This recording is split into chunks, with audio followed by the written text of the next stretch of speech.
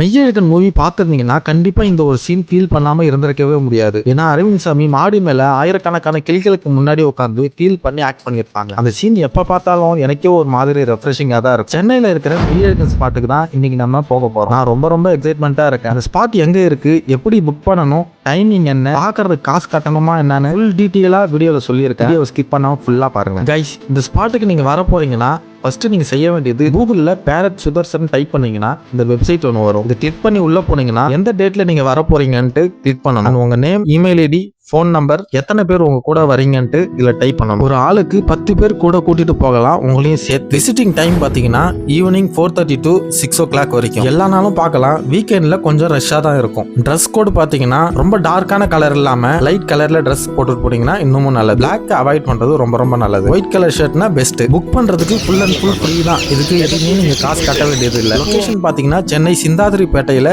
Ribbon பில்டிங்ல இருந்து walkable distance தான். இல்ல எங்களை போல ரேபிடோல போனீங்கன்னா வீட்டுக்கு வாசலிலே இறக்கி விட்டுருவாங்க. நாங்க 4:15 ரீச் ஆகிட்டோம். நாங்க வர்றதுக்கு முன்னாடி கொஞ்சம் பேர் வெயிட் பண்ணிட்டு இருந்தாங்க. 4:45 ஆகியும் ஓபன் பண்ணல. 5 o'clock தான் ஓபன் பண்ணுவாங்களாம். சுத்தி பார்த்தாலும் ஒரு கிளி கூட கண்ணுல பார்க்கவே முடியல. பிளைட்டை கூட பார்த்தாச்சு, கிளியை பார்க்கவே முடியல. நாங்க கரெக்டான ஸ்பாட்டுக்கு தான் வந்திருக்கோமான்னு பக்கத்துல இருக்கவங்கள கேட்டுட்டு வேற இருந்தோம். கரெக்டா 5 o'clock ஆனதும் டோர் ஓபன் பண்ணாங்க. உள்ள இருந்து த ரியல் மெய்யழகன் சுதர்சன் சாரோட ஒய்ஃப் தான் வந்தாங்க. புக் பண்ணவங்க நேம் அண்ட் போன் நம்பர் கேட்டுட்டு உள்ள அலோவ் பண்ண ஆரம்பிச்சிட்டாங்க. உள்ள போனதும் சுதர்சன் சார் எல்லாருக்கும் மேஜிக் சொல்லி கொடுத்துட்டு இருப்பாங்க. மேஜிக் பார்க்கறனாலும் பார்க்கலாம், இல்ல நீங்க கிளியை பார்க்க போறனாலும் நீங்க போகலாம். ஆனா நான் உட்காந்து கொஞ்ச நேரம் அந்த மேஜிக்லாம் பார்த்துட்டு இருந்தேன். அது என்னவோ அவர் செய்யும் போது கரெக்டா வருது, நம்ம செய்யும் போது வரவே மாட்டேங்குது. சில ட்ரிக்ஸும் சொல்லி கொடுத்துட்டு இருந்தாங்க. செம ஃபன்னா போயிட்டு இருந்துச்சு. அதை முடிச்சுட்டு அப்படியே நீங்க மாடி மேல போனீங்கன்னா உட்காரத்துக்கு 2 பக்கமும் சீட்டு இருக்கும். 2 பக்கமும் டேபிள் போட்டிருப்பாங்க.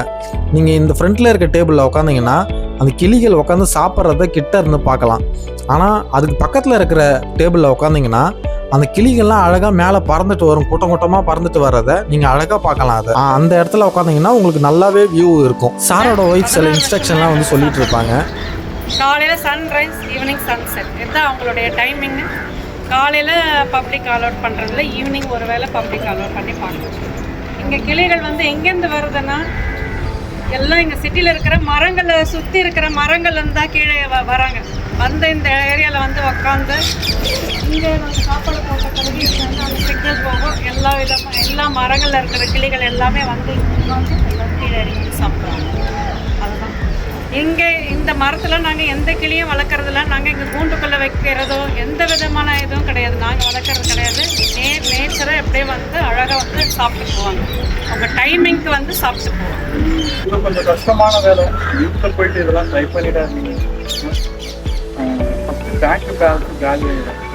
நீங்களும் ரொட்டீன் லைஃப்ல இருக்கிறவங்க. ஏதோ சினிமாவில் அரவிந்த் சாமி உட்காந்துக்கிறாரு, நாமளும் அரவிந்த் சாமி ஆயிடலாம்னு நினைக்காதீங்க.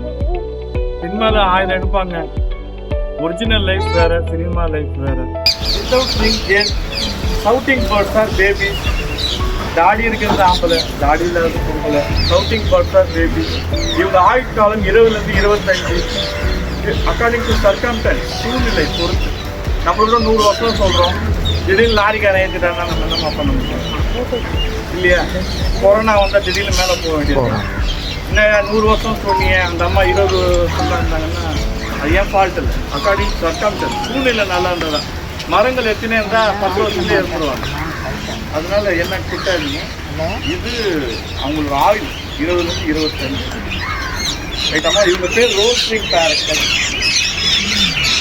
பாவம் குளிக்காம மழை இல்லை, அவங்க கொஞ்சம் அக்லியா இருக்க மாதிரி டிப் பண்ணி எடுப்பாங்க. ஆனால் ஃபுட்டு வச்சு கொஞ்ச நேரம் ஆகியும் கிளிலாம் வரவே இல்லை. பார்த்துட்டே இருந்தோம். ஆனால் பக்கத்து வீட்டு மாடியில் கொஞ்சம் புறாலாம் உட்காந்துட்டு இருந்தது. ஆனால் அந்த புறாவும் அவ்வளோ சீக்கிரம் வரல. அது எப்படின்னு தெரில. அந்த இடத்த கொஞ்சம் அமைதியானதுக்கப்புறம் அங்கே இருக்கிற புறா முதல்ல வந்து உட்காந்துச்சுங்க.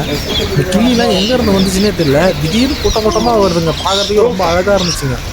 சீசன் இல்லாதனால கொஞ்சம் கிளிகள் தான் இருக்கான். ஆனால் பகல் டைமில் நிறைய வருதுங்களாம். இங்கே ஜனவரியில் வந்து பாருங்க 15,000 கிளிகள் வரும். இந்த இடம் அப்படியே சொர்க்கமாக மாறும். கிளியெல்லாம் அழகாக உட்காந்து பார்த்துட்டு ரசிச்சுட்டு சாரு கூட போய் கொஞ்சம் நேரம் பேசிட்டு அவர் கூட ஒரு 2 ஃபோட்டோ எடுத்துட்டு கீழே வந்தீங்கன்னா அம்மா எல்லாருக்கும் வந்து வாட்டர் பாட்டிலும் மல்லாட்டை கேக்கும் கொடுப்பாங்க. சரி, அம்மா கிட்டையும் பேசிட்டு அவங்கள்ட்டையும் ஒரு ஃபோட்டோ எடுத்துட்டு நாங்கள் வெளியில் வந்து பிடிச்சிருந்தா லைக் பண்ணிட்டு சப்ஸ்கிரைப் பண்ணிக்காங்க. நெக்ஸ்ட் வீடியோவில் பார்ப்போம். பாய் மக்களே.